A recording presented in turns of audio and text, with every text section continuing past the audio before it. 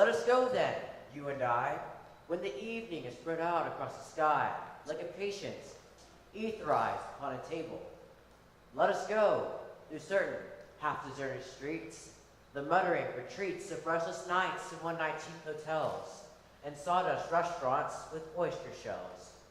Streets that followed like a tedious argument of insidious intent to lead you to an overwhelming question. Oh, don't ask what is it. Let us go and make our visit.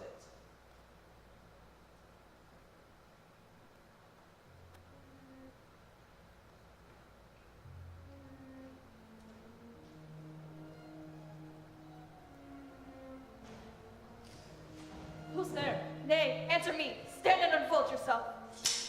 Long live the king. Nargo, Have you had quiet guard? not a mouse stirring. If you met Horatio and Marcellus, the rep of my watch, beat them make haste. I think I hear them. Stand ho! Who's there? Friends to this ground. And liegemen to the Dane. Welcome, Horatio. Welcome to Marcellus. Has this thing appeared again tonight? I have seen nothing. Horatio says, "'Tis but our fantasy. Will not let belief take hold of him. Therefore, I have entreated him along with us to watch the minutes of this night, that if again this hour should come, he may approve our eyes and speak to it. Tush, tush, 'twill not appear. Sit down. Peace, break thee off. Look where it comes again. In the same figure, like the king that's dead. Or to scholars speak to it, Horatio. What art thou that are surface this time of night, together with that fair and warlike form in which the majesty of very Denmark did sometimes march? By heaven I charge thee, speak! It is offended. See, it stalks away. Stay, speak! Speak! I charge thee, speak!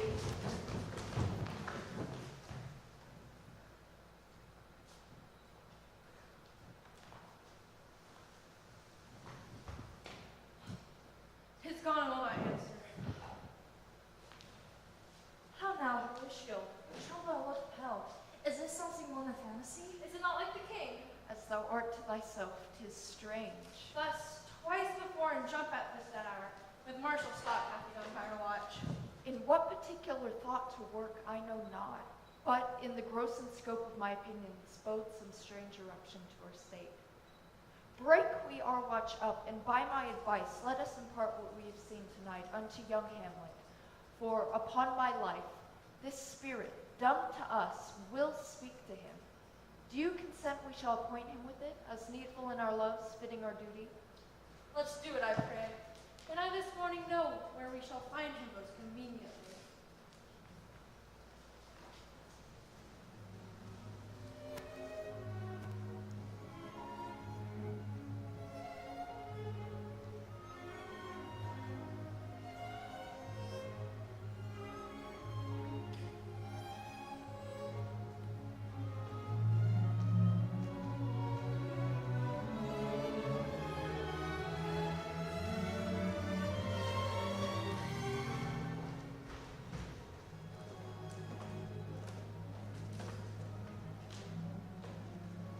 Though yet of Hamlet, our dear brother's death, the memory be green, and that it us befitted to bear our hearts in grief, and our whole kingdom to be contracted in one brow of woe. Yet so far hath discretion fought with nature that we with wisest sorrow think on him, together with remembrance of our sins. Therefore, our sometime sister, now our queen, the imperial jointers to this warlike state, have taken to wife mirth and hero and a virgin marriage. Nor have we herein barred your better wisdoms, which with this affair have freely gone along, or all our thanks. Next follows that you know, young Prince Fortinbras, thinking by our late dear brother's death our state to be disjoint and out of frame, hath not failed to pester us with message imparting the surrender of those lands lost by his father to our most valiant brother. So much for him.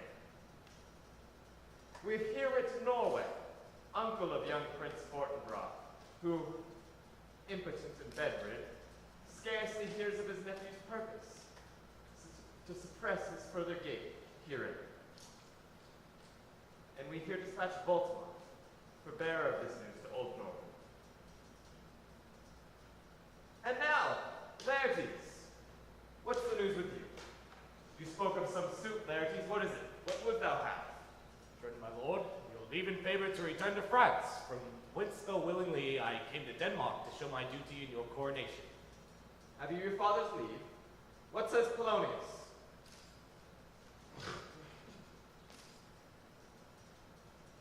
He hath, my lord. I do beseech you. Give him leave to go. Take thy fare out, Laertes. Time be done, and thy best graces spend at thy will.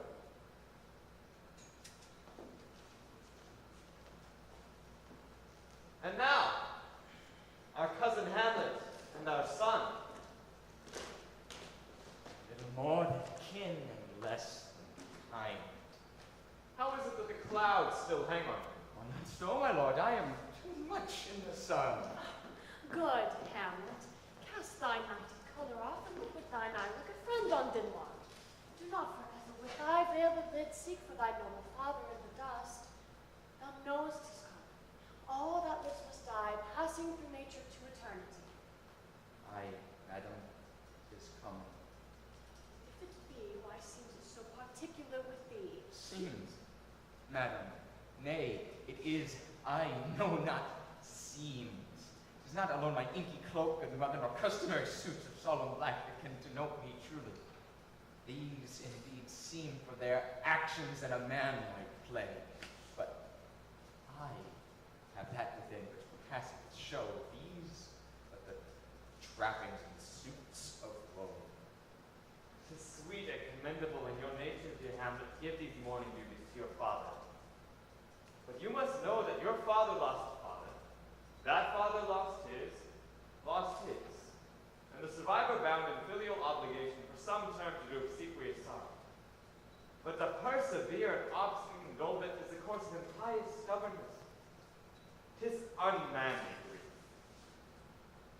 We pray you think of us as of a father, but let the world take note that you are the most immediate to our throne. And I do grant you no less nobility of love than that which dearest father bears his son. For your intent to go back to school in Wittenberg, it is most retrograde to our desire, and I beseech you to here remain in the cheer and comfort of our eye, our chiefest courtier, cousin, and our son. Let not thy mother lose her prayers, dear Hamlet. I pray you stay with us, go not to Wittenberg. I shall in all my best obey you, madam. Why, 'tis a loving and fair reply. Be as ourself in Denmark. Madam, come.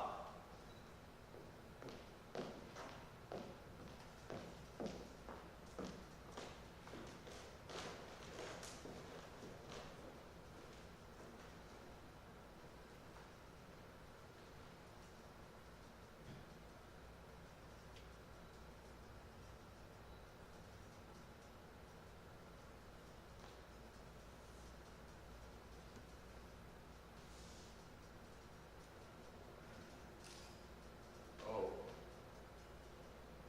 that this too sullied flesh would melt, thaw,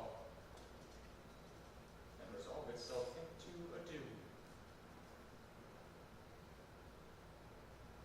But the everlasting had affixed his cannon against self-slaughter. Oh God. Oh God. How weary, stale, flat, and unprofitable seem to me all the uses of this world.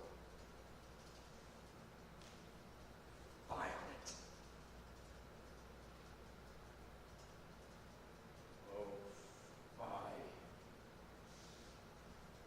'Tis an unweeded garden that grows to see things rank and gross in nature possess it merely. That it should come to this, but 2 months dead, nay, not so much, not 2.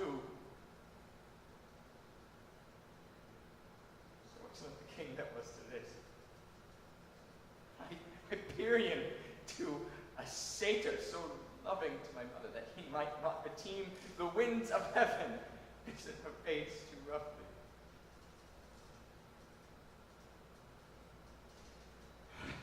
Heaven and earth must I remember. Why, she would hang on him as if increase of appetite had grown by what it fed on. And yet, within a month, there's nothing on it.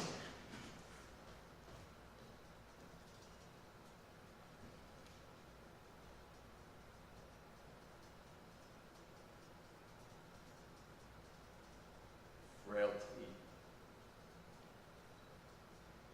My name is woman.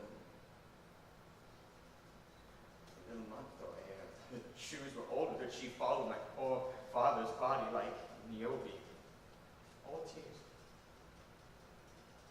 But she, oh God, a beast would have mourned longer. Married with mine uncle, my father's brother, but no more like my father than I to Hercules. Within a month, ere the salt of most unrighteous tears of the blushing in her galled eye, she married. Oh, most wicked speed, to post with such dexterity to incestuous sheets. It is not, nor it cannot undo, but break my heart, for I must hold my tongue. Hail to your lordship. I'm glad to see you well, Horatio. But do I forget myself? The same, my lord, and your poor servant ever. Sir, my good friend will change that name with you.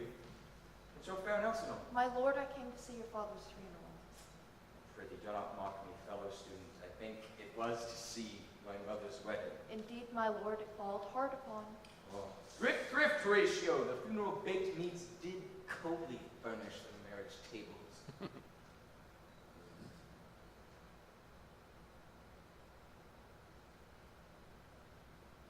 My father. Methinks I see my father. Where, my lord? In my mind's eye, Horatio.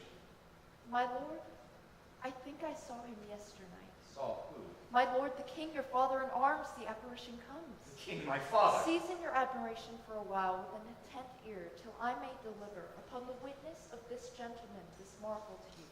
God's love, let me hear. A figure like your father, the apparition comes. I knew your father. These hands are not more like. 'Tis very strange. As I do live, my honored lord, 'tis true, and we did think it writ down in our duty to let you know of it. I will watch tonight. Perchance will walk again. I will speak to it. I pray you, you have hitherto concealed this sight, let it be tenable in your silence still. And whatsoever else hap tonight, give it understanding, but no tongue. So, fare you well. On the platform twixt 11 and 12, I'll visit you.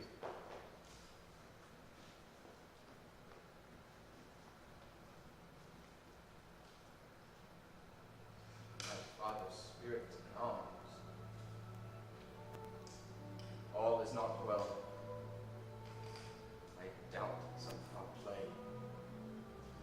The night will come. My necessaries are embarked. Farewell. And sister, as the Wednesday benefit and convoy's assistant, do not sleep, but let me hear from you. Do you doubt that? For Hamlet, in the trifling in his favor, hold it a fashion in the toil blood. Forward, not permanent. Sweet, not lasting. The perfuming suppliance of a minute, no more. No more but so. Think it's no more. Perhaps he loves you now, and now no soil nor coddle doth besmirch the virtue of his will.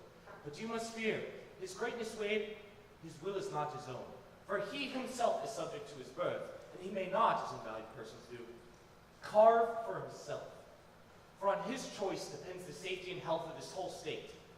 Then weigh what loss your honor may sustain with too great an ear you list the songs, or lose your heart, or your chaste treasure open to his unmastered importunity. Fear it, Ophelia, fear it, my dear sister, keep you in the rear of your affection out of the shot of danger and desire. I shall the effect of this good lesson keep as watchmen to my heart. I stay too long. But here my father comes. Here, Laertes, aboard for shame.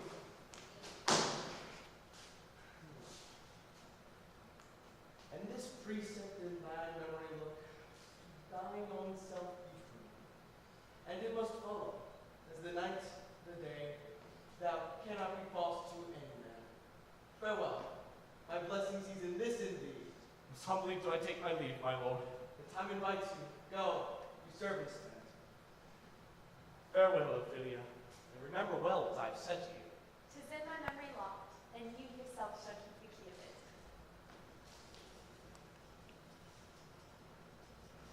What is it, Ophelia? He hath said to you. So please you something touching the Lord Hamlet. 'Tis told me he hath very often given private time to you. If it be so, I must tell you, you do not understand yourself so clearly, as behooves my daughter and your honor. What is between you? Give me up the truth. He hath, my lord of late, been many tenders of his affection to me. Affection, pooh. You speak like a green girl, unsifted in such perilous circumstance. Do you believe his tenders, as you call them? I do not know, my lord, what he should think. Mary, I'll teach you. Think yourself a baby, that you have taken tenders for true pay, which are not sterling. Tender yourself more dearly, or you'll tender me a fool. He hath, my lord of late, importuned me with love and honorable fashion. I fashion you may call it go to. And hath given countenance to a speech, my lord, with almost all the holy vows of heaven. Aye, springes to woodcocks. I do know when the blood burns how prodigal the soul lends the tongue's vows. Do not believe his vows. I would not, in plain terms, from this time forth. Have you to give word or talk to the Lord Hamlet? Look to it, I charge you. Come your ways. I shall obey, my lord.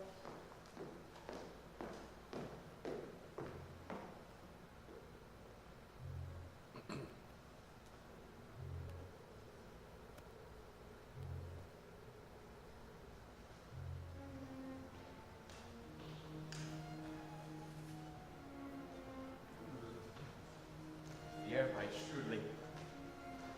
What hour now? I think it lacks of 12. No, it is struck. Indeed, I heard it not. Then draws near the season where the spirit held his wont to walk. Look, my lord, it comes. Angels and instants of grace defend us. King, Father, royal Dane, oh, answer me. Let me not burst in ignorance, but tell why thy canonized bones have burst their cerements. Why the sepulchre wherein we saw thee quietly inurned hath burst as ponderous and marble jaws to cast thee up again.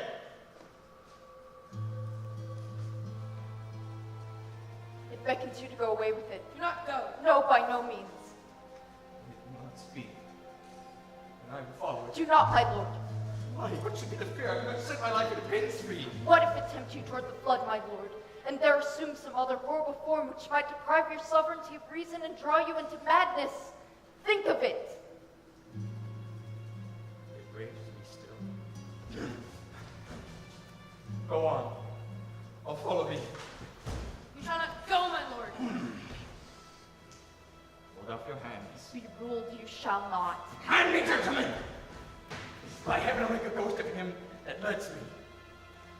I say away!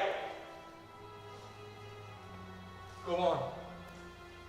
I'll follow thee. Something is wrought in the state of Denmark.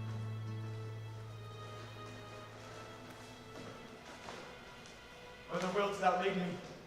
Speak. I'll go no further.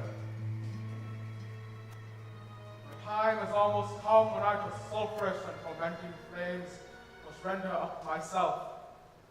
Pity me not, but lend thy serious hearing to what I shall unfold. Speak. I am bound to hear. If thou didst ever thy dear father love, revenge is foul and most unnatural murder. Murder? Murder most foul, as in the best it is. But this most foul, strange, and unnatural. Haste me to know it, that I, with wings as swift as meditation or the thoughts of love, be sweet to my revenge. 'Tis given out that sleeping in my orchard, a serpent stung me. So is the whole ear of Denmark by a forged process of my death, rankly abused. But no, thy noble youth, the serpent that did sting thy father's life, now wears his crown. Oh, my friend soul, mine uncle, I, that incestuous, that adulterate beast, with witchcraft of his wit, with traitorous gifts, won to a shameful lust, the will of my most seeming virtuous queen. Soft. Methinks I sent the morning air. Brief, like a flea. Sleeping in my orchard, my custom always of the afternoon, upon my secure hour thine uncle stole a juice of cursed Hebona in a vial, and in the porches of my ear did pour the leprous distilment.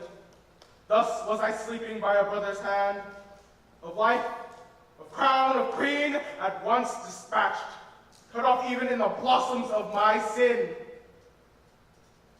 Unhoused, disappointed, unhandled, no reckoning made, but sent to my account with all my imperfections on my head.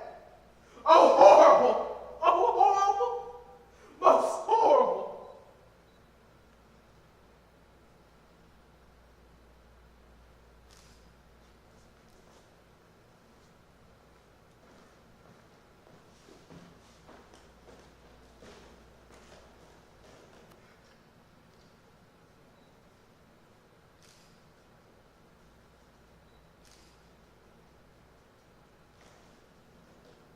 Thou hast nature in thee, bear it not. Let not the bed of Denmark be a couch for luxury and damned incest.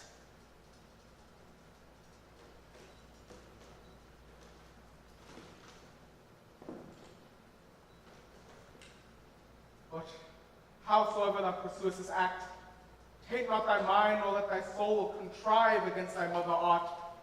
Leave her to heaven, those thorns that in her bosom lodge to prick and sting her. Adieu, adieu. Fare thee well.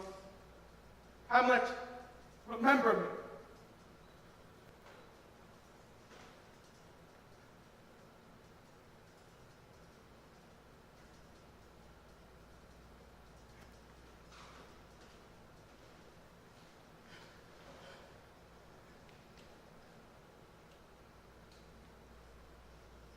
Remember thee.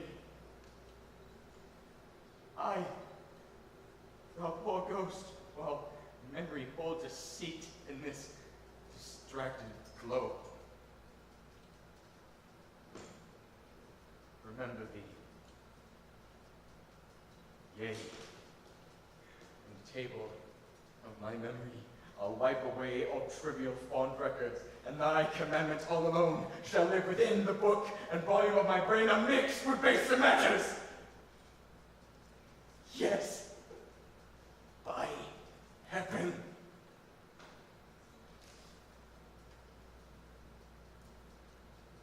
Oh, most pernicious woman.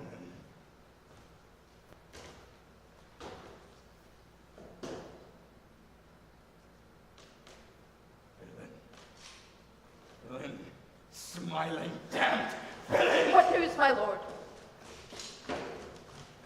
No. To reveal it. Not I, my lord, by heaven. Nor I, my lord. Never to speak of this that you have seen. Swear by my sword. Oh, day and night, but this is wondrous strange. Nympho is a stranger. Give it welcome.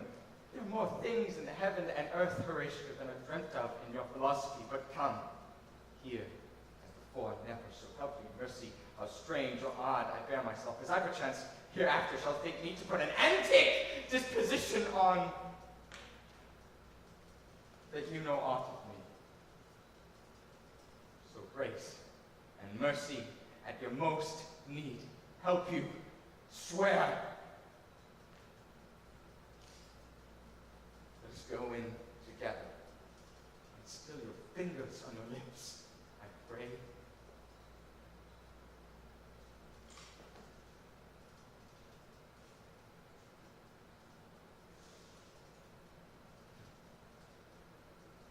The time is our journey. Oh, cursed fight. I was ever born to set it right.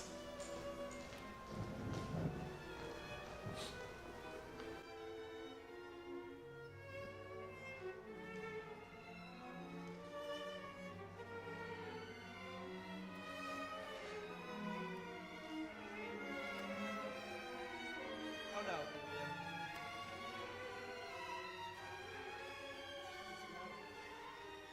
Alas, my lord, I have been so affrighted.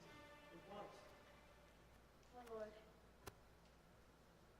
as I was sewing in my chamber, Lord Hamlet with his doublet all embraced, pale as his shirt, his knees knocking together, and with a look so piteous in purport as if he'd been loosed out of hell to speak of horrors, he comes before me.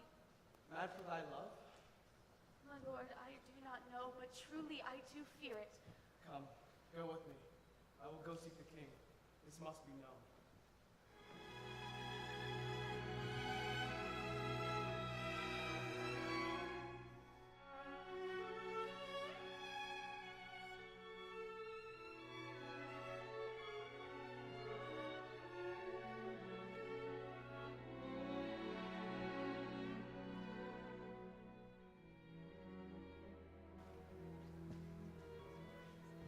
Welcome, Rosencrantz and Guildenstern.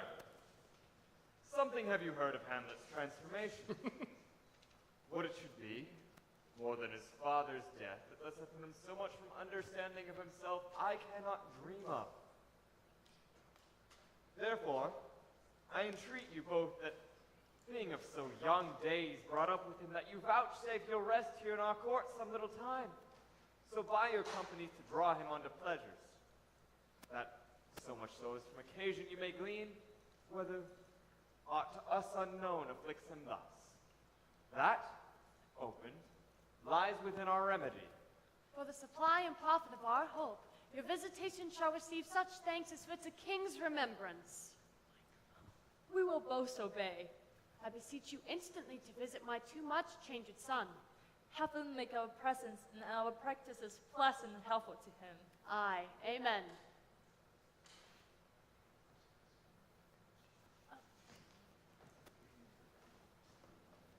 The ambassadors from Norway, my good lord, are joyfully returned. And my good liege, I do think I found the very cause of Hamlet's lunacy. Oh, speak of that I do long to hear. Give first admittance to the ambassadors. My news shall be the fruits of that great feast. Bring them in. He tells me, my dear Gertrude, that he has found the head and source of all your son's distemper. I doubt it is no other but the main. His father's death in our or hasty marriage. Well, we shall sift him.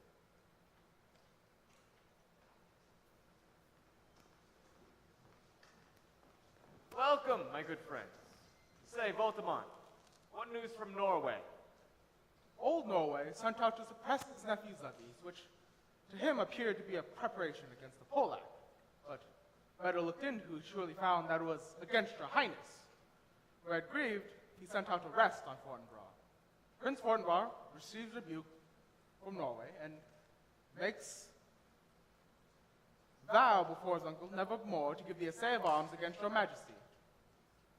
Old Norway, overcome with joy, gives him 3,000 crowns in annual fee, and his commission to employ these soldiers, so levied as afore, against the Polack, with an entreaty herein further shown that it might please you to give quiet pass to your demeans for this enterprise, and on such regards of safety and allowance as are set down. It likes us well, and at our most considered time, most well-read, most welcome home.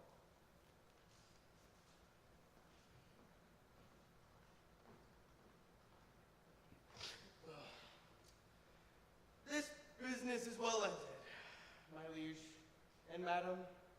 To expostulate what majesty should be, what duty is. Why, day is day and night is night and time is time.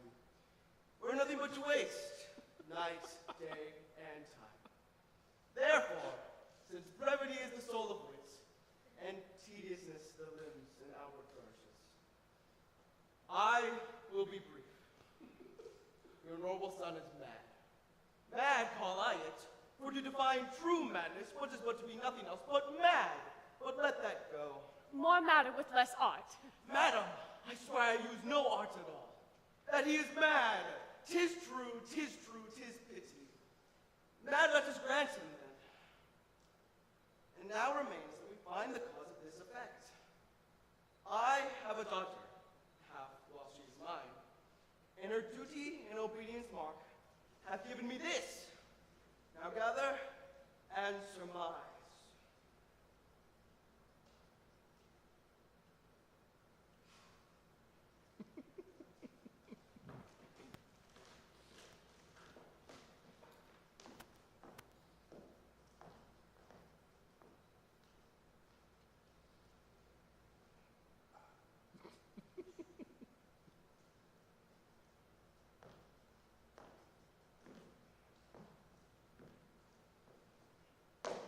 The celestial and my soul's idol, the most beautified Ophelia. Came this from Hamlet to her? Madam, stay a while. I will.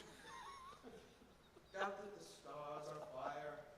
Doubt that the sun doth move. Doubt truth to be a liar. But never doubt I love Hamlet. This in obedience hath my daughter showed me, and more above hath his solicitudes, as they fell out by time, by means, and place, all given to mine ear. But how hath she received his love? To my young mistress thus did I bespeak, Lord Hamlet is a prince, out of thy sphere. And then I precepts gave her that she should lock himself from his resort. Admit no messengers, receive no tokens. And he repulsed, a short tale to make, fell into a sadness, then into a fast. Thence by a watch, and by this declaration into a madness where now he raves. Do you think 'tis this? It may be, very likely. Hath there been such a time? I fain know that I positively said 'tis so when it proved otherwise. Not to my knowledge. How may we try it further? You know, sometimes he walks for hours. Here, in the lobby. So he does indeed. At such a time, I'll lose my daughter too. Be you and I behind the arras then, mark the encounter. If he love her not, and he fall on his reason thereon, let me be no assistant for state, but keep a farm and carters. We will try it.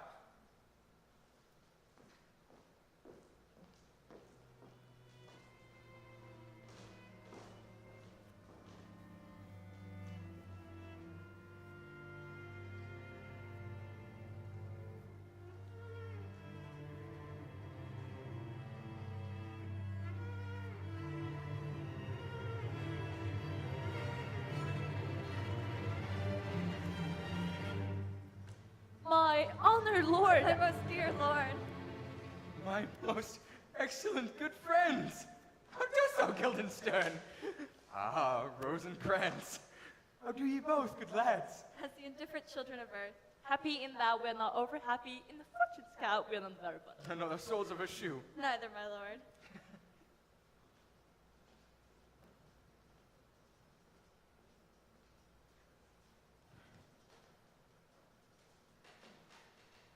What make you at Elsinore? To visit you, my lord, no other occasion.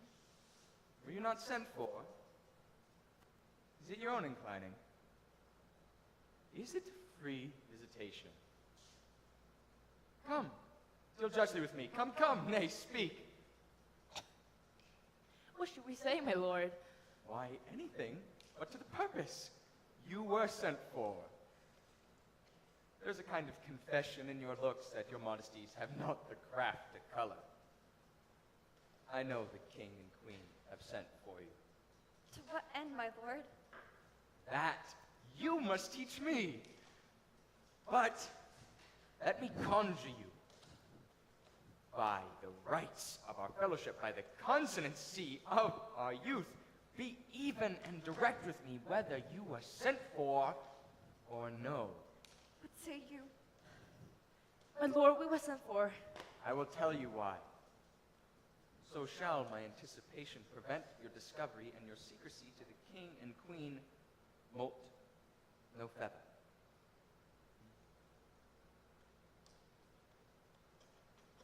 I have of late, but wherefore I know not, lost all my mirth, forgone all custom of exercises, and indeed it goes so heavily with my disposition that this goodly frame, the earth, seems to me a sterile promontory. What a piece of work is man! How infinite in reason, how noble in faculties, in form and moving, how express and admirable in action, how like an angel in apprehension, how like a god, the beauty of the world, the paragon of animals. And yet, to me, what is this quintessence of dust?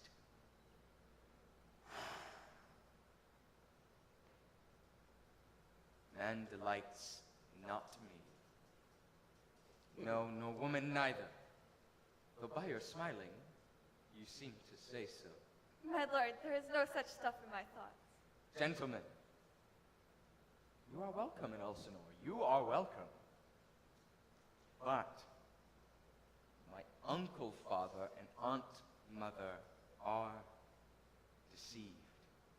In what, my lord? I am but mad north-northwest. But when the wind is southerly, I know a hawk from a handsaw. My lord, I have news to tell you, my lord. The actors have come hither, the best actors in the world, either for comedy, history, pastoral comical, historical, tragical comical, tragical comical, historical, pastoral, tragical. These are the old men.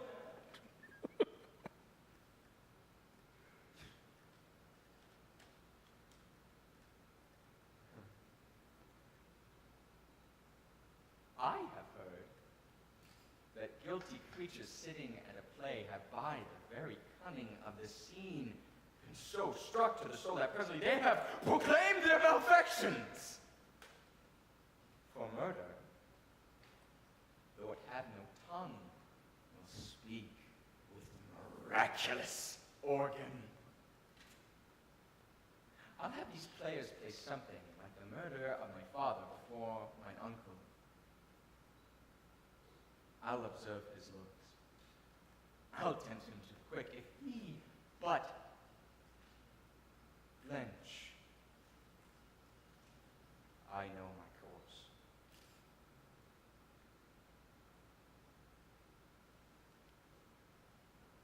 The spirit that I have seen may be the devil. And the devil hath power to assume a pleasing shape. Yea, perhaps out of my weakness and my melancholy, he is very potent with such spirits. Abuses me to damn me. I'll have grounds more relative than this. The play's the thing wherein I'll catch the conscience of the king.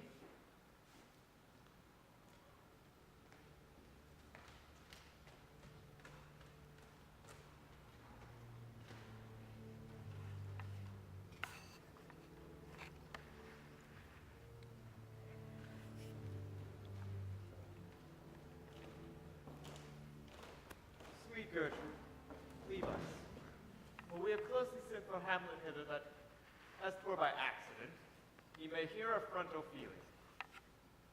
My father and myself who so bestow ourselves, that, seeing unseen, we may their encounter frankly judge, and gather by him, as he is behaved, if it be an affliction of his love or no, that thus he suffers for.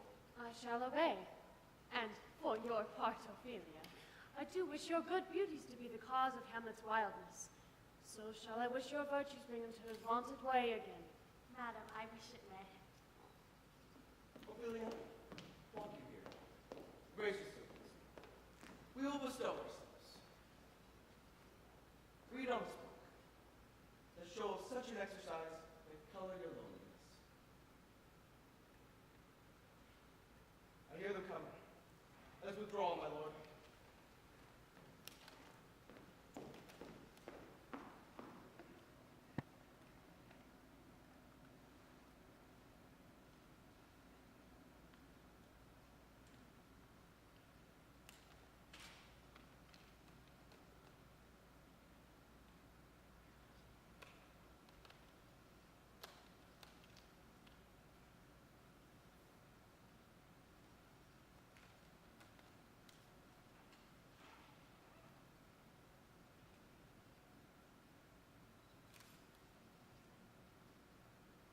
Be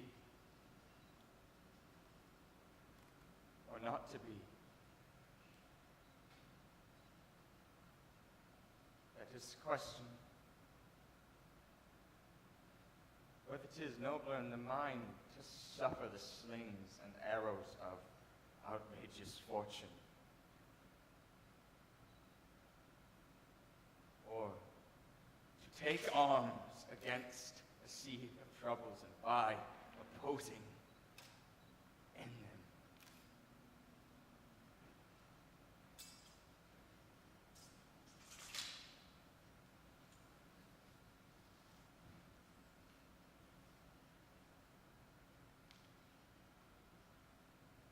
To die. To sleep. No more. And by his sleep to say, we end the heartache and the 1,000 natural shocks that flesh is heir to. 'Tis a consummation devoutly to be wished. To die, to sleep, to sleep, chance to dream.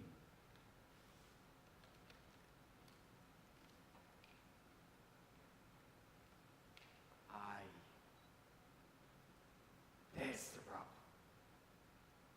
For in that sleep of death, what dreams may come when we have shuffled off this mortal coil must pause.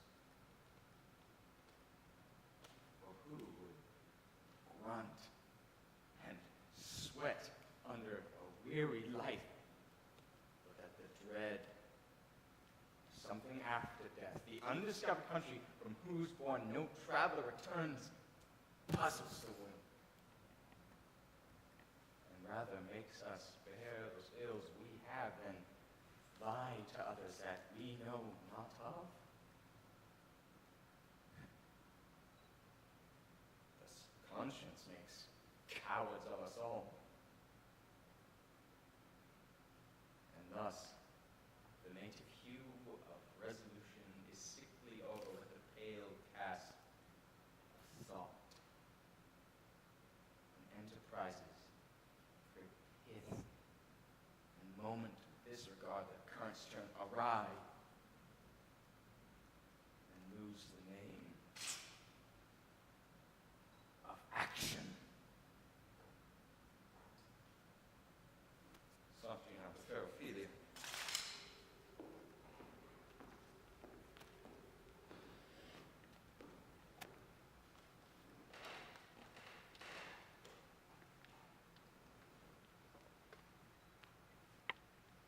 Then, my lord, how does your any a day.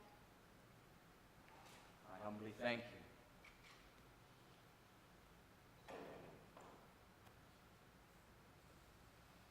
Well. My lord, I have remembrances of yours that I've longed to me deliver. I pray you now receive them. No, not I. I never gave you aught. My honored lord, you know right well you did. There, my lord. Are you honest? My lord? Are you fair? What means your lordship? That if you be honest and fair, your honesty shall admit no discourse with your beauty. Could beauty, my lord, have better commerce than with honesty? Aye, truly. The power of beauty would sooner turn honesty for what it is to a bawd than the force of honesty can translate beauty into his likeness. This was sometime a paradox, but now the time gives it proof.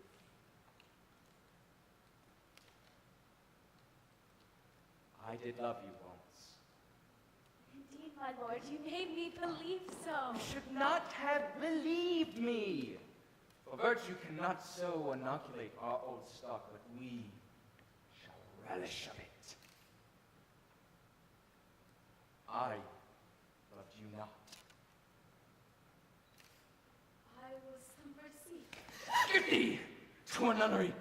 Why wouldst thou be a breeder of sinners? I myself am indifferent, honest, yet I could accuse myself of such things that would have been better that my mother had not borne me.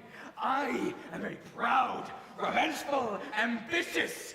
We are errant knaves, all believe none of us go thy ways to a nunnery.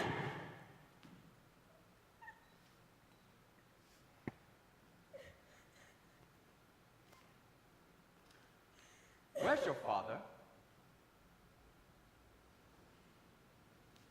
At home, my lord. At home. At home.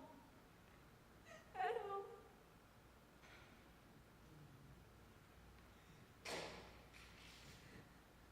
The doors be shut upon him, that he may play the fool nowhere but in his own house. Farewell. Oh, help him, you sweet heavens! Get thee to a nunnery. Go, farewell, or if thou wilt needs marry a fool, for wise men know well enough what monsters you make of them. Get thee to a nunnery. Go, and quickly too. Farewell. Oh, the heavenly powers restore him.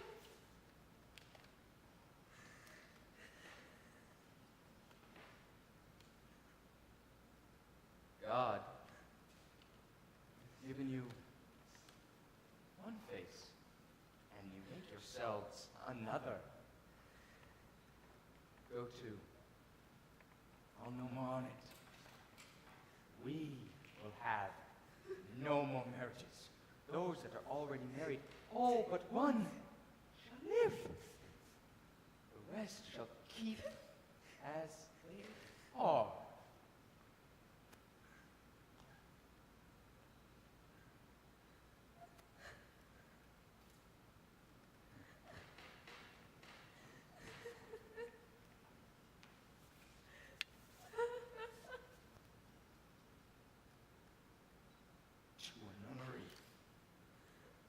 Go. Oh, what a noble mind is here overthrown. Love. These affections do not that way tend. Nobody spake, though that formerly was not like that. There's something in his soul over which his melancholy sits unbrewed. And I do doubt that Hatcham disclosed me of some danger, which for to prevent he shall with me to England. What think you on it? It shall do well. But yet do I believe that the origin and commencement of his grief sprung from neglect of love. How now, Henry? You need not tell us what Lord Hamlet says. We heard it all. My lord, do as you please. Well, let his queen mother all alone entreat him to show his grief. Let her be round with him. And I'll be placed, so please you, in the ear of all their conference. If she find him not, to England send him, or confine him where your wisdom best shall think. It shall be so. Madness in the great ones must not unwatched go.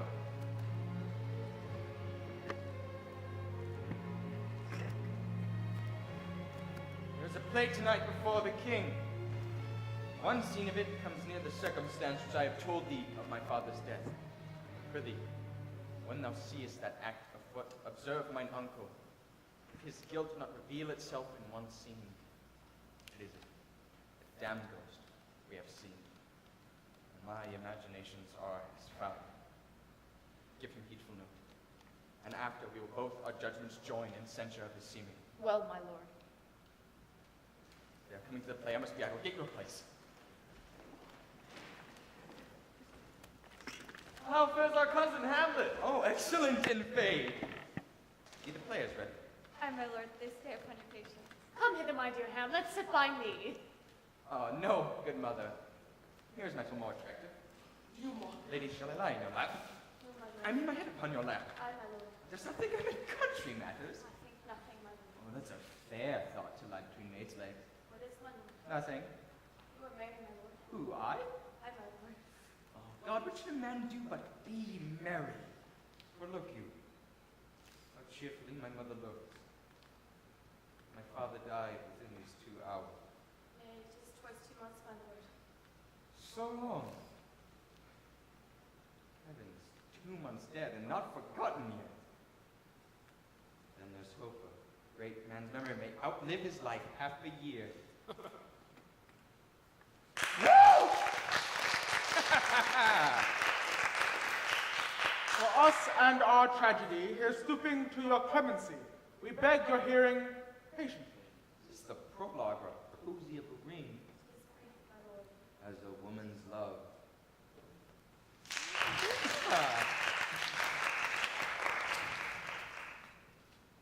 Full 30 years since our hearts did unite in most sacred bands. So many journeys may the sun and moon make us again count over ere love be done. In second husband let me be accursed. None wed the second, but who killed the first. I do believe you think what now you speak, but what we do determine oft we break. This world is not for aye, nor 'tis not strange, that even our love should with our fortunes change. Both here and hence pursue me lasting strife. If once a widow, ever I be wife. 'Tis deeply sworn. Sweet, leave me here a while. My spirits grow dull, and fain I would beguile a tedious day with sleep. Madam, how like you this play? The lady protests too much, methinks. Oh, but she'll keep her word. Have you heard the argument? Is there no offense in it? Oh, no, they do. But jest, poison in jest. No offense in the world. What do you call this play? The Mousetrap.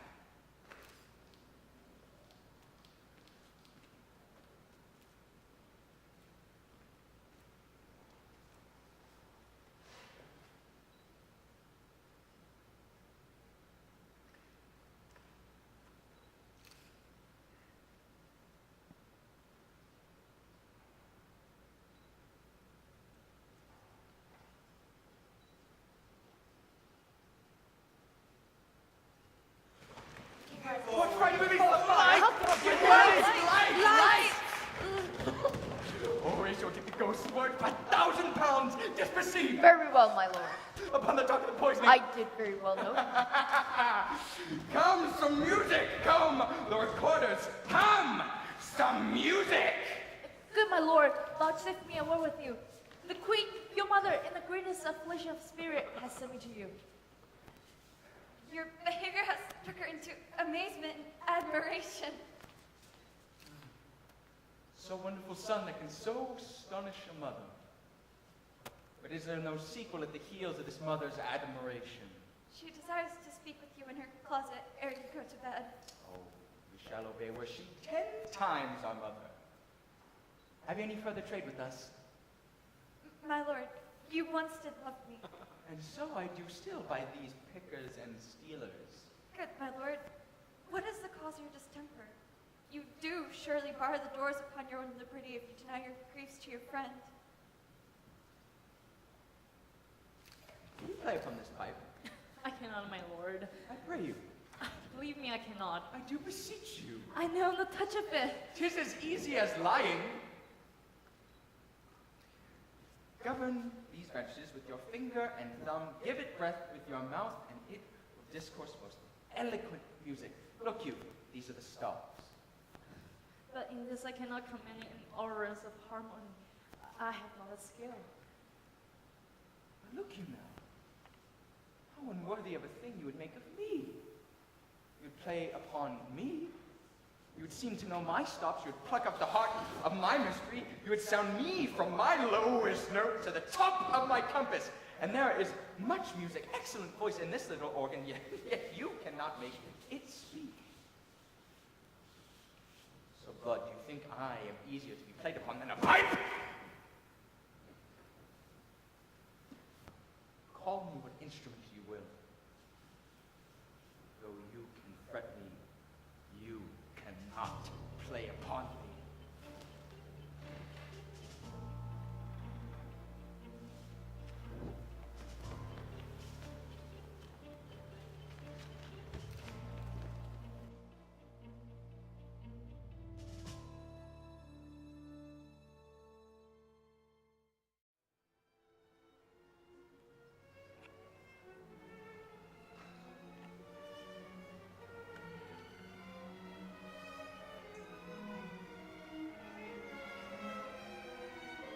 I like him not, nor stand at sink with us to let his madness fringe. Yes, prepare you. I, your permission, will forthwith dispatch, and he to England shall along with you. We will haste us. My lord, he's going to his mother's closet. Behind the arras, I'll convey myself to hear the process. I'll warrant till tax and home. I'll call upon you ere you go to bed, and tell you what I know. Thanks, dear my lord.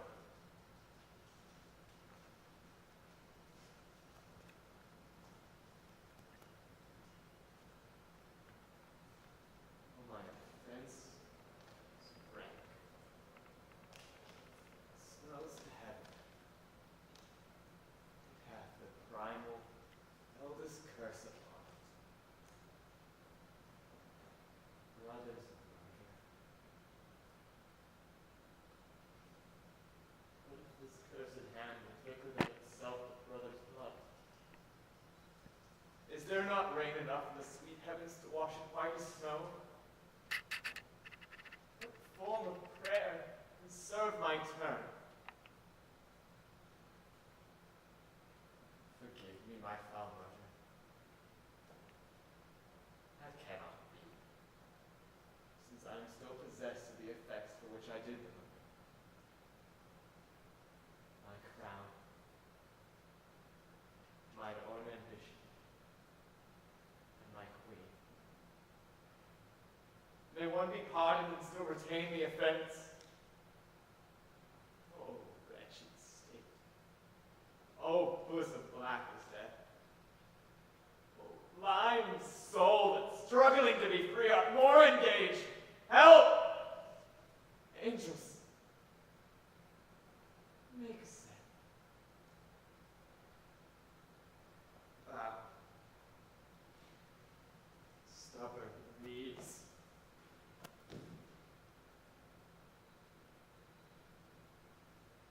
All may be well.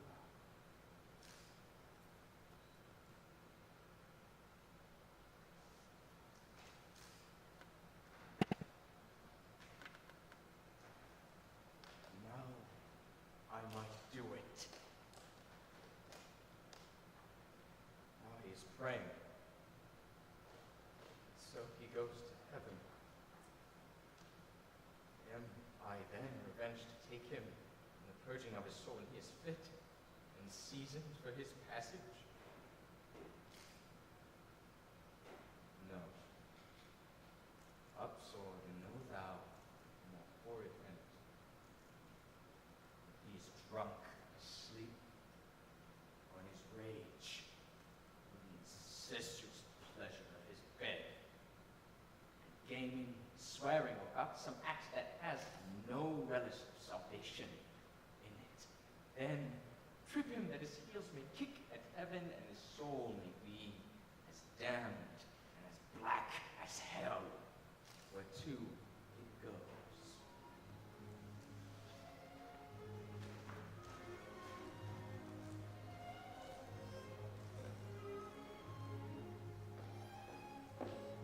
He will come straight. Look you lay home to him, tell him his pranks have been too broad to bear with, and that you'll Fear me not. Withdraw. I hear him coming.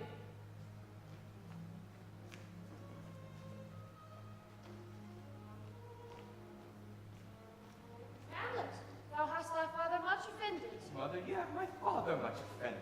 Oh, come, you speak with an idle tongue. Oh, go, you question with a wicked tongue. Nay, then I'll set you to those who can speak. You will not go. You will not budge till I set you up a glass where you may see the inmost part of you. What wilt thou do? Thou wilt not murder me? Help! Help! Help! How now, oh rat! What dost thou done? Nay, I know not. Is it the king? Oh, what a rash and bloody deed this is.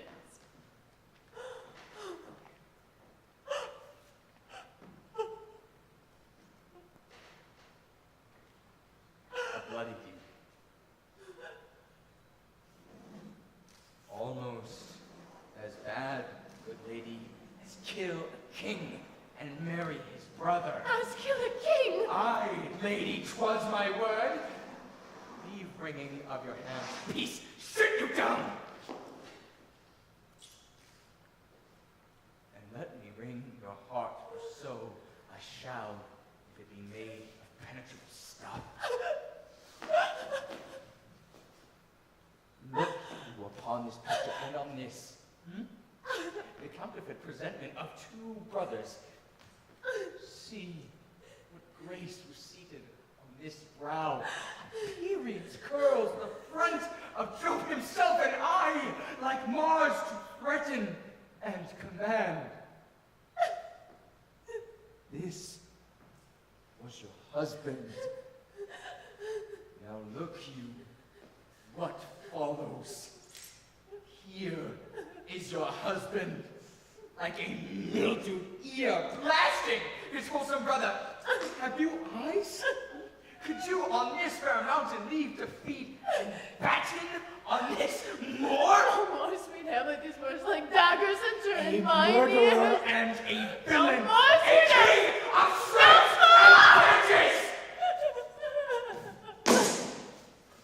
Save and hover over me with your wings, you heavenly gods. What would your gracious figure? Do not forget, this visitation is to put wet thy almost blunted purpose.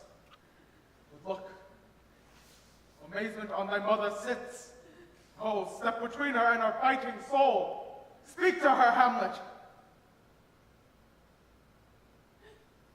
How is it with you, lady? Alas, how is it with you, that you do bend your eye on vacancy with the incorporeal heir to old discourse? Whereon do you look? On him. On him. Look you. How pale he glares. Do you see nothing there? Nothing at all. Did you nothing hear? Nothing but ourselves. Why look you now? How it steals away. My father in the habit as he lived, look you, even now, at the portal. This is the very coinage of your brain. This bodiless creation ecstasy is very cunning in.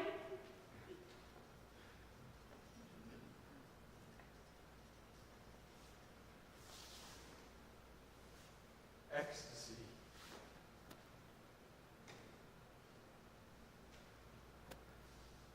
My pulse, as yours doth,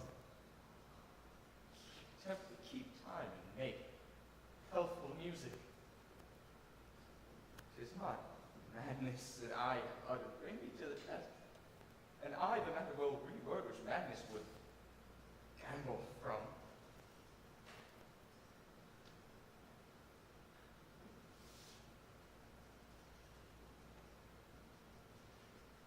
Mother, for the love, grace, and not that flattering unction on your soul, that not your trespass, but my madness speaks. With skin and film the ulcerous place, whilst rank corruption, finding all within, infects unseen. Confess yourself to heaven. Repent what's past, avoid what's to come. Do not spread the compost on the weeds to make them ranker. Oh, Hamlet. Hast left my heart in twain. Oh, throw away the worser part of it and live the purer with the other half. Go not to mine uncle's bed, assume a virtue, if you have it not, refrain tonight. And that shall lend a kind of easiness to the next, abstinence the next, more easy. For use almost can change the stamp of nature, and either curb the devil or row him out with wondrous potency.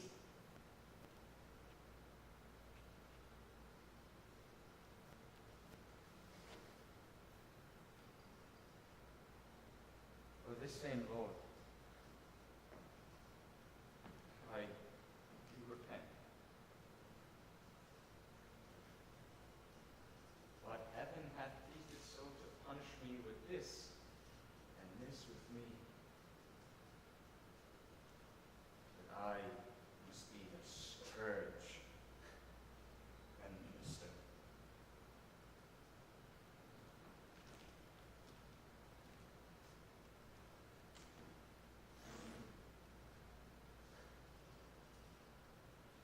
One more word, good lady.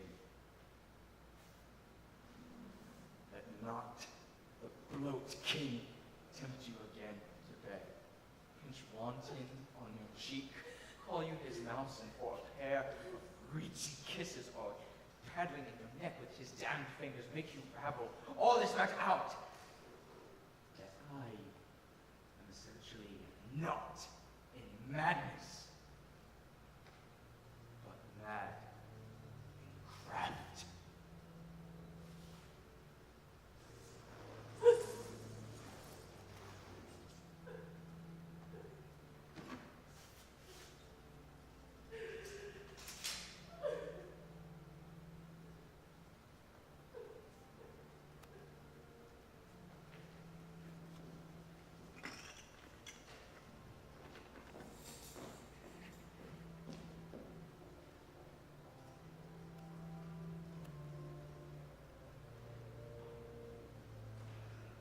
I have sent to seek him and to find the body. How dangerous it is that this man goes loose. How now it hath befallen. Where the dead body is bestowed, my lord, we cannot get from him. But where is he? Without, my lord, guarded, to know your pleasure. Bring him before us.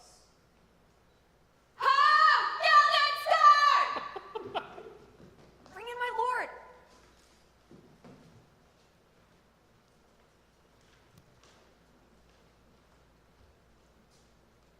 Now, Hamlet, where is Polonius? At supper. At supper. Where? Oh, not where he eats, but where he is eaten. A certain convocation of politic worms are even at him.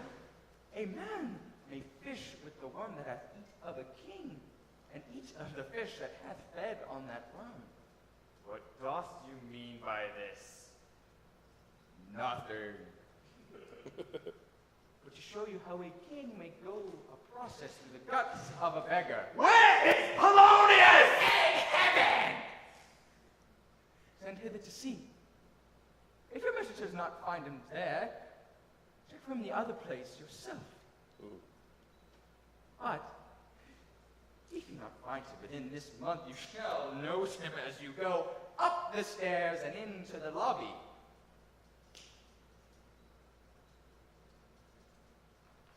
Go seek him there, or he will stay till he come.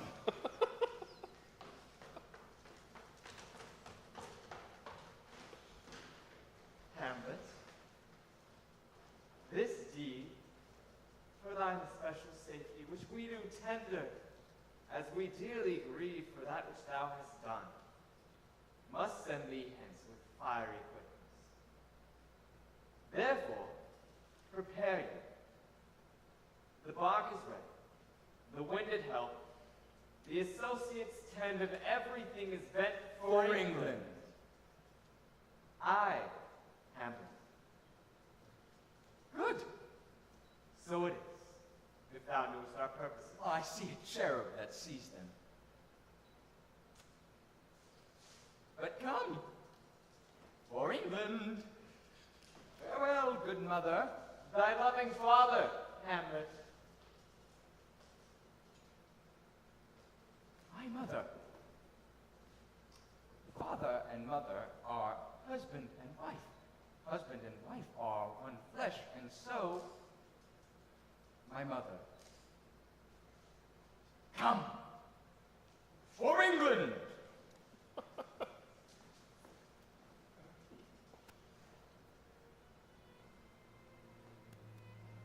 England pays homage to us with the pleasant death of Hamlet.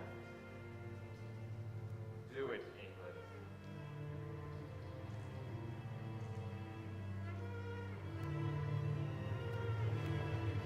I will not speak with her. Her mournful needs be pitied. What would she have? She speaks much of her father in hymns and beats her heart. Her speech is nothing but half sense. 'Twere good she were spoken with, for she may strew dangerous conjectures in ill-breeding minds. Let her come in.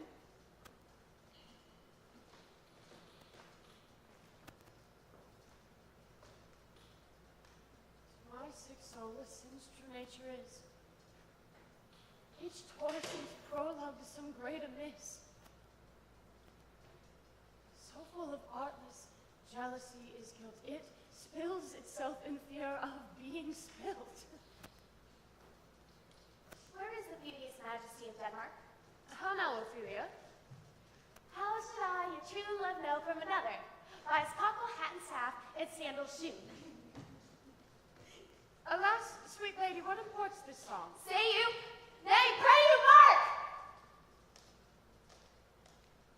He is dead and gone, lady. He is dead and gone. At his head the grass greets her. At his heels a stone. Nay, but Ophelia! Pray you mark! Alas, my lord, look here.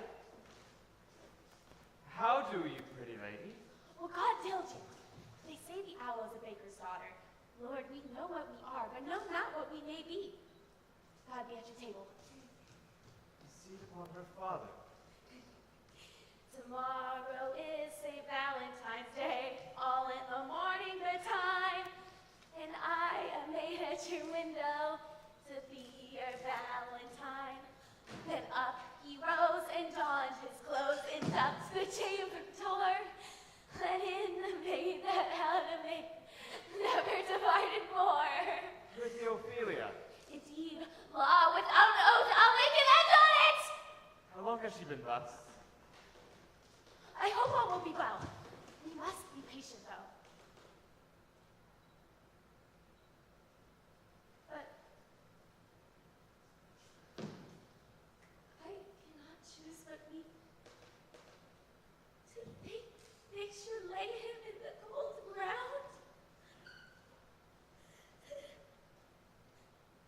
My brother shall know it.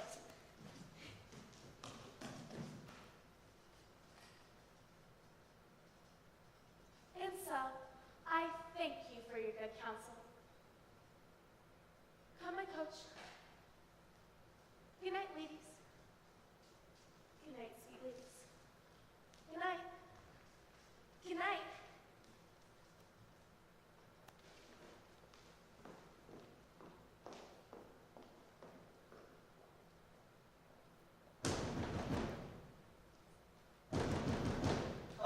noise is this? What is the matter?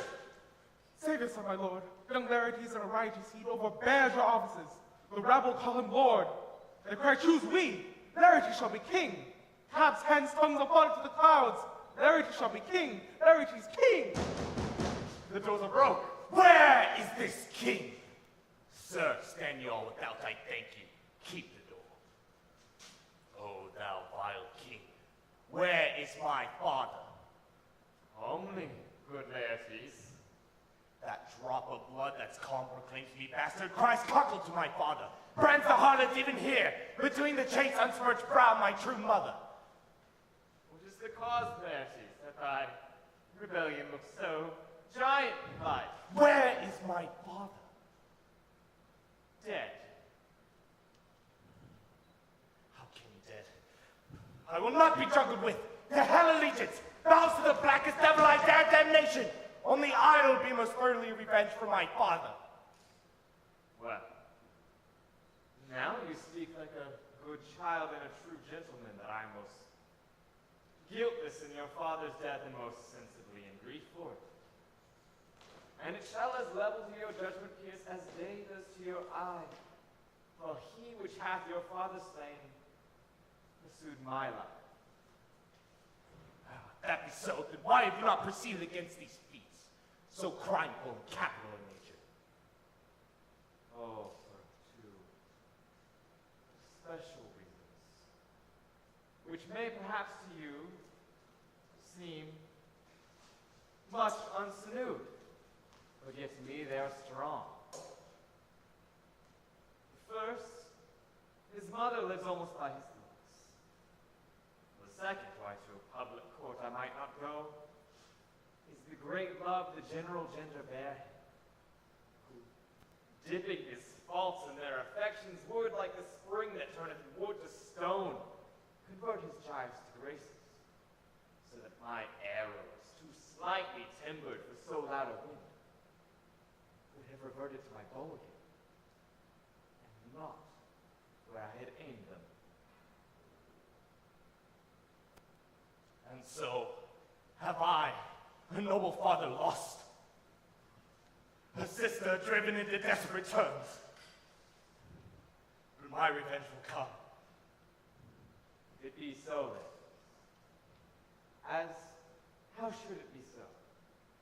How else? Would you be ruled by me? Aye, my lord. Do not overrule me to a peace. To thine own peace. I will work him to exploit. Now, ripen my device, under which he shall not choose but fall.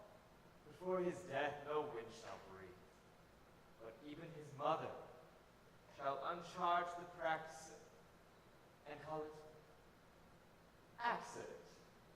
My lord, I will be ruled. The rather if you can devise it so that I may be the organ.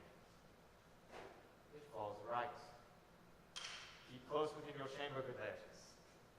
Hamlet soon shall know you are come home. We shall bring you and find together and wager on your heads.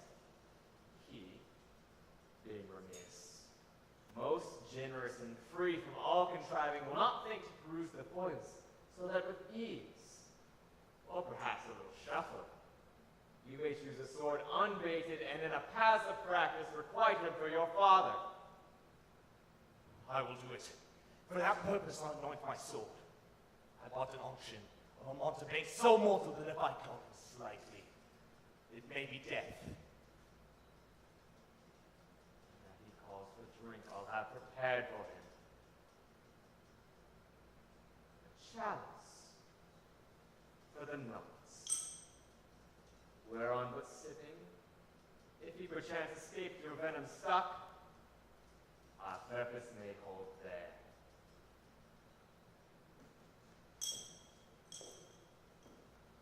How now, sweet queen? One wrong doth tread upon another's heel. So fast they follow. Your sister's drowned, Laertes. Drowned. Oh, where? There it is.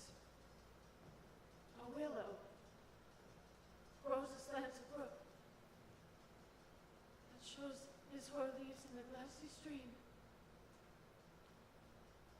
There with fantastic garlands did she come, crow flowers and nettles, daisies, and long purples that liberal shepherds to give a grosser name. Our cold maid do dead men's fingers call them. There on the pendant boughs, with cord and weeds, clambering to hang an envious silver rope, when down with her weedy trophies and herself fell in the weeping brook. Her clothes spread wide and mermaid-like. A while they bore her up, during which she sang snatches of old tunes as one incapable of her own distress, or like a creature native and endued unto that element, but long could not be to them. Her garments, heavy with their drink, pulled the poor wretch from melodious laid to muddy death. Alas, and she is drowned. Drowned. Drowned. Too much water hast thou, poor Ophelia, and therefore I forbid my tears. I have a speech of fire that fain would blaze, that this folly doubts it. Let us follow, Gertrude. How much I had to do to calm his rage, now I fear this will give it start again. Therefore let us follow.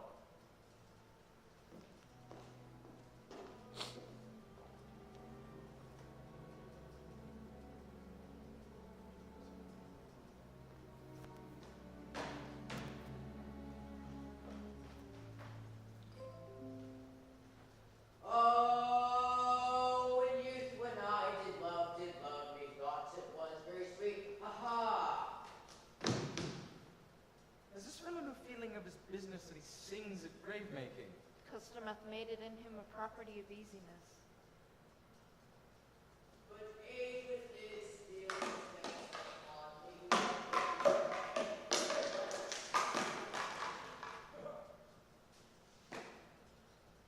Whose grave is this, sirrah? Mine, sir. I think it be thine, indeed thou liest in it. Lie out on it, sir. Therefore, it is not yours. Yet, I don't lie in it, but it is mine. What man dost thou dig it for? For no man, sir. What woman then? For none neither. Who is to be buried in it? Well, one that was woman, but rest her soul, she is dead. Absolute the navis. Must speak by the card or equivocation will undo us. How long hast thou been a grave maker? Of all the days of the year, not one day, when our last king Hamlet overcame Ross. How long is that since? Oh, can you not tell that? Every fool can tell that. It was the day the young Hamlet was born. He that was mad and sent into England. Aye, Mary, why was he sent into England? Why? Because he was mad. He shall recover his wits there. Or, if you do not, it's no great matter there. Why? Will and not be seen in him there. There, the men are as mad as he. How came he mad? Very strangely, they say. I have been sexton here, man and boy, 30 years.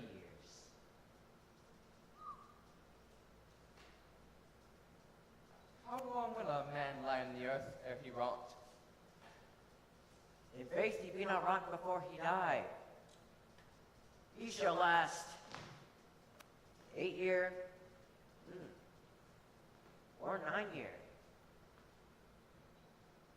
Here's a skull now. This skull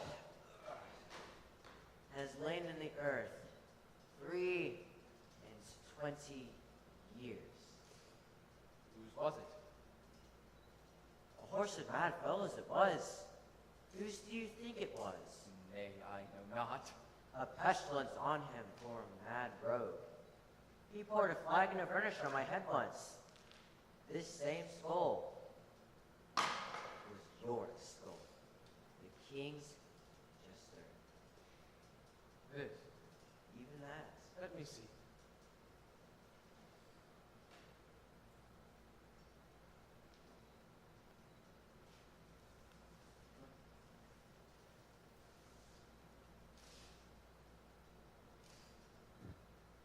Alas, poor Yorick.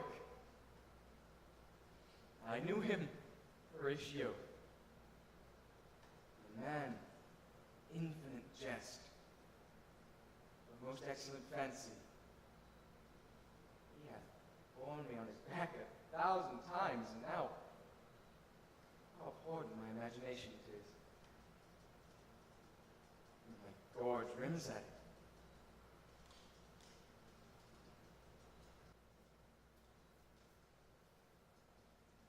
Here hung those lips that I have kissed I not know how oft. Where are your jibes now? Your gambols, your songs, your flashes of merriment that were wont to set the table on a roar? Not one to mock your own grinning? White chap fallen.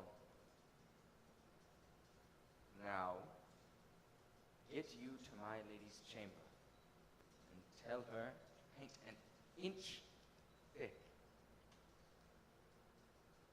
To this favor she must come. Make her laugh at that.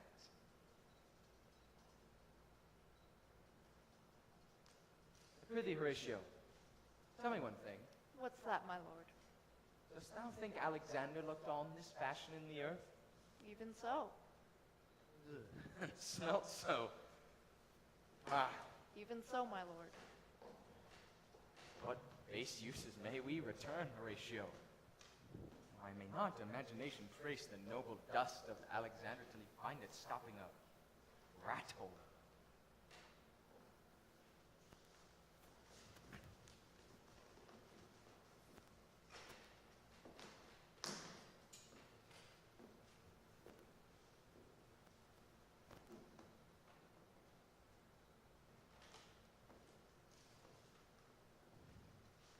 What ceremony else? What ceremony else? Must there no more be done? Lay her in the earth, from her fair and unpolluted flesh by violet spring.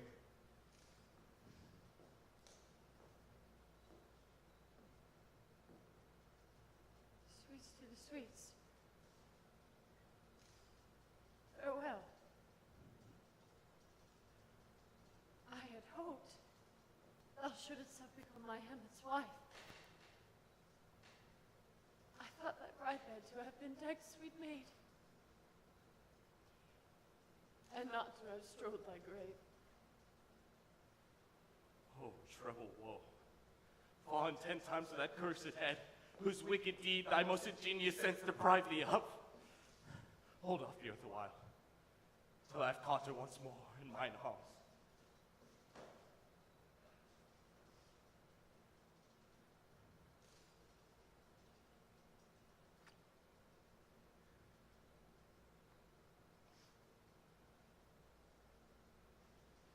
Now, pile your dust upon the quick and dead, till of this flat a mountain you have made to overtop old Bellion, with the sky shed blue Olympus. What now? Fair Ophelia. The devil take thy soul! Hamlet! Hamlet! Now, ready is not when I really take thy hands from my throat!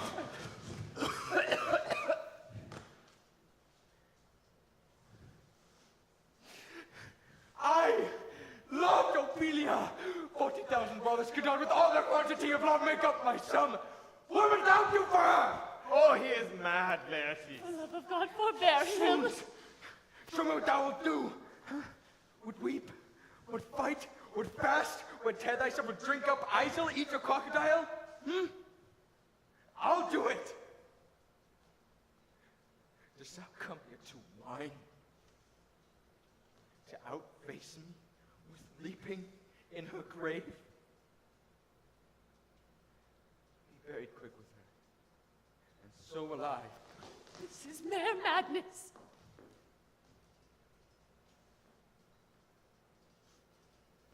Hear you, sir. What is the reason you use me thus? I loved you ever. But it is no matter. Let Hercules do what he may. Cat will mew, and the dog will have his day.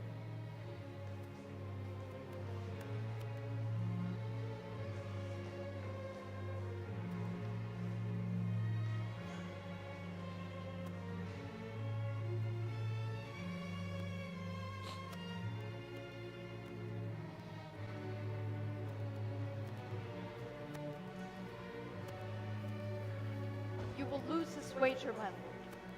I do not think so. Since you went to France, I have been in continual practice. I will win at the odds. But since thou wouldst not think how all's ills about my heart, but it is no matter. If your mind is like anything, obey it. I will forestall the repair hither and say you are not fit. Not to wait. We defy augury. There is a special providence in the fall of a sparrow. If it be now, 'tis not to come. If it be not to come, it will be now. If it be not now, yet it will come. The readiness is all. Since no man has aught of what he leaves, what is it to leave betimes?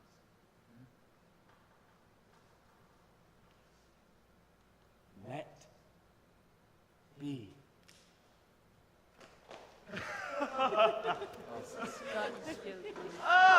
Come, Hamlet!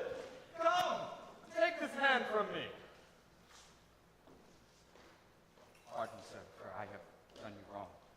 But pardon it, as you are a gentleman.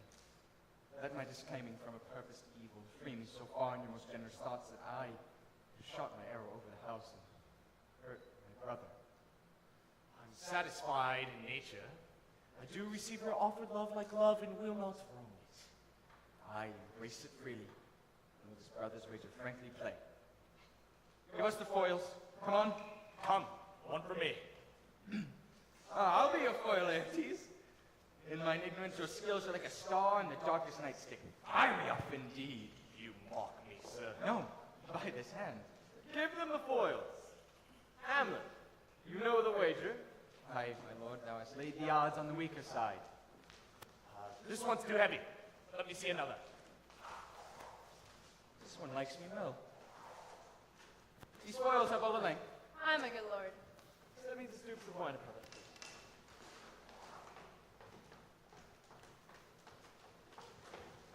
Now, the king drinks to Hamlet. Come, begin. And you, the judges, bear a wary eye. Come on, sir. Come, my lord.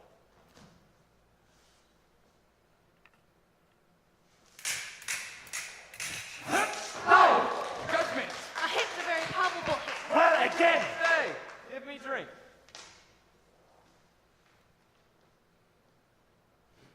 Hamlet, this pearl is thine. Here's to thy health. Give him the cup. Oh, I'll play this bout first. Set it by a while. Come.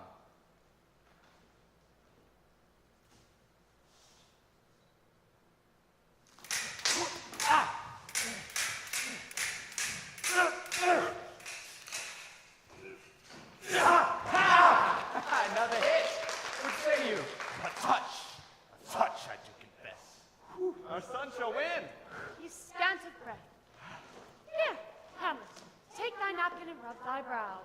The queen carouses to thy fortune, Hamlet. Oh, good madam. Gertrude, do not drink. I will, my lord. I pray you pardon me. I dare not drink, madam, by and by. Let me wipe my face. My lord, we'll hit him now. I do not take it. Come for the third, Laertes. You do but dally. I pray you pass with your best violence. I'm afeard you make a wanton of me. Say so. Come on. Have at you now.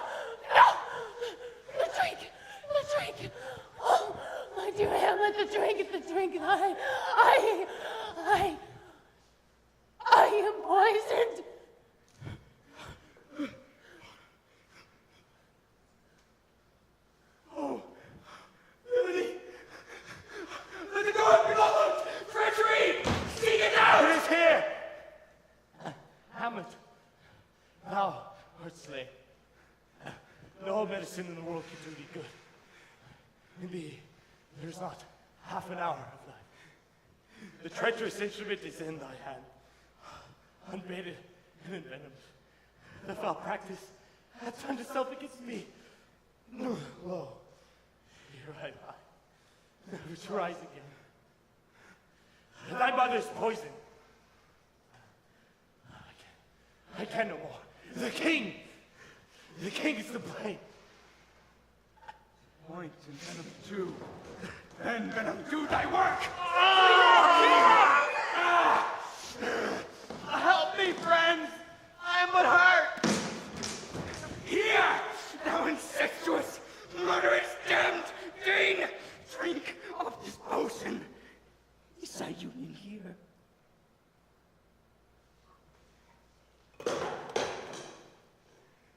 Follow my mother. He's justly served. It is a poison tempered by himself. Exchange forgiveness with me, noble Hamlet. Mine and my father's death come not upon thee, nor thine.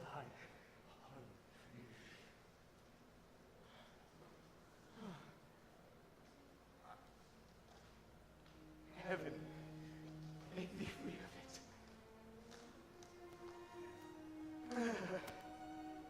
I follow thee.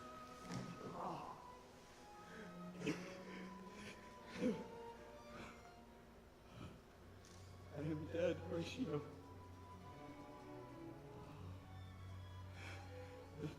The poison light, oh, grows my spirit.